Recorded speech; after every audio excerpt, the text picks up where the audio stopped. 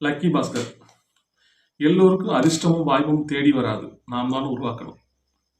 வசதி இல்லை, பணமில்லை என்று உறவுகள் சொந்தங்களால் அவமானத்தப்படும் மிடில் கிளாஸ் நடுத்தர வர்க்க இளைஞன் எப்படி பணம் சம்பாதிக்கிறான்?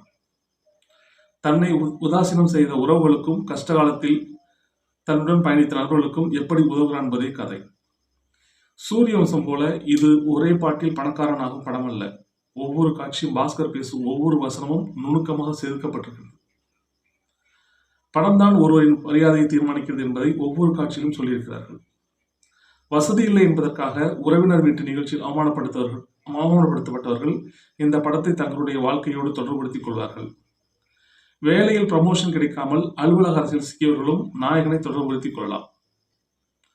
பணம் இல்லாவிட்டாலும் எதையும் நேர்மறை மனநிலையோடு எதிர்கொள்ளும் நாயகன் தன்னை தேடி ஒரு வாய்ப்பை அவன் சாமர்த்தியமாக பயன்படுத்திக் கொள்கிறான், பணக்காரனாகிறான். வங்கியில் காசாளராக இருக்கும் பாஸ்கர் அந்த பணத்தை பயன்படுத்தி எப்படி சம்பாதிக்கிறான் என்பதுதான் கதையின் மையக்கரு. பங்கு வர்த்த ஹர்ஷத் மேத்தாவின் கதையும் இதில் உள்ளே வருகிறது. ஞாபகம் இருக்கா? 1990s ஹர்ஷத் மேத்தா பயங்கர ஃபேமஸ். பாஸ்கராக வாழ்ந்திருக்கிறார் துல்கர் சல்மான். கையில் காசில்லாத நிலையிலும் முகத்தில் புன்னகை மாறவில்லை. பணமில்லை என்ற குடும்பத்தில் யாரையும் கஷ்டப்படுத்தவில்லை. அங்குதான் ஜெயிக்கிறார் நடுத்தர வர்க்க இளைஞன் பாஸ்கர். எல்லோருக்கும் பணம் சம்பாதிக்கும் வாய்ப்பு வராது. அப்படியோ வாய்ப்பு கிடைத்தாலும் நம்பிக்கையான நண்பர்கள், தொழில் பார்ட்னர் கிடைக்க மாட்டார்கள். ஆமா, இந்த படத்தில் இரண்டுமே பாஸ்கருக்கு கிடைக்கிறது. அவர் வெற்றி பெறுகிறார். இந்த படத்தை பார்த்து நாம் அலுவலக பணத்தை கையாடல் செய்து அதை ரொட்டேஷனில் விட்டு சம்பாதிக்கலாம் என்று நினைத்தால் மன்னிக்கவும், நிச்சயம் ஏமாந்து போவீர்கள். இந்த மாதிரி ஒரு ரிஸ்கை எடுக்கக்கூடாது. அதுவும் இந்த படத்தில் சொல்லக்கூடிய பாடம். உங்களை கோடீஸ்வரன் ஆக்குறேன் என்று சொல்லி உங்களிடம் பணம் வாங்கியவர்கள் நம்பிக்கை மோசடி செய்ய வாய்ப்புள்ளது. அப்படி பணம் சம்பாதித்து நினைத்தவர்கள் தான் ஈமுக்கோழி மோசடி தொடங்கி இன்றைக்கு நியோமேக்ஸ் மோசடி வரை ஏமாந்தவர்கள் தான். பண்ற தொழில் இல்லீகல் என்றாலும் பணம் கொடுத்த பாஸ்கருக்கு பத்திரமாக லாபத்தோடு பணத்தை திருப்பி கொடுத்த ராம்கி போல எல்லோரும் இருக்க மாட்டார்கள். அப்படி மகாநதி கமல் போல ஜெயிலுக்கு போக வேண்டியதுதான். பணம் சம்பாதித்து கோடீஸ்வரன் ஆக வேண்டும் என்பது இன்றைய நடுத்தர இளைஞர்களின் கனவு. அதில் தவறு எதுவும் இல்லை.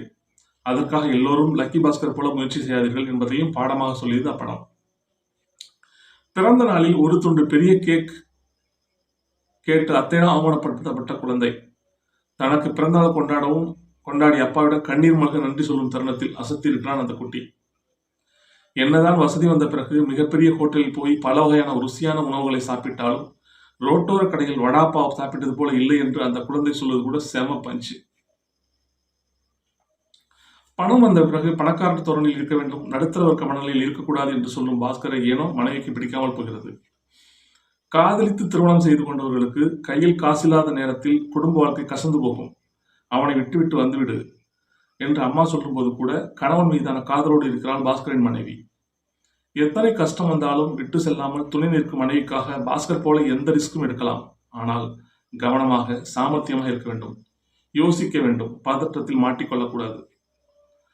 அம்மா வீட்டில் கிடைக்கும் சின்ன அவமானம் கூட பாஸ்கரின் மனைவிக்கு ரோசத்தை வரவழைக்கிறது.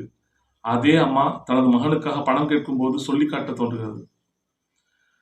நீ பண்ற பிசினஸ் நான் போட்ட பிச்சை, என்னோட ஐடியா என்று அம்மா சொன்னவுடன் அதை கேட்டு அடித்து நொறுக்க தோன்றுகிறது அந்த பெண்ணுக்கு. பாஸ்கரின் அப்பா நல்ல ஆலோசனை இருப்பது கூடுதல் சிறப்பம்சம். ஒருவரின் வாழ்க்கையில் நல்ல மனைவி, நல்ல நண்பன், நல்ல ஆலோசகர், நம்பிக்கையான தொழில்பாட்டல் கிடைத்தால் வெற்றி நிச்சயம் என்று சொல்கிறது இந்த படம். எல்லாமே சினிமாவிற்கான காட்சி அமைப்புகள் தான் என்றாலும் பல காட்சிகள் ரசிக்க வைக்கிறது.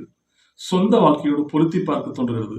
எங்கும் எதிலும் மாட்டிக்கொள்ளாமல் சம்பாதித்த பணத்தை என்ன செய்கிறார் பாஸ்கர் என்பதுதான் படத்தின் கிளைமாக்ஸ். இப்போ ஓடிடியில் பார்க்கலாம். அடிதடி இல்லை, இரத்த கலரி இல்லை, குடும்பத்தோடு பார்க்கக்கூடிய பொழுதுபோக்கு படமாக வந்துள்ளது இந்த லக்கி பாஸ்கர். உண்மையிலே இது சைலண்டா சக்சஸ் பண்ண ஒரு ஸ்டைலிஷான படம். அதனால இந்த படத்தை பார்க்கறது எது யோசிக்க வேண்டியதில்லை.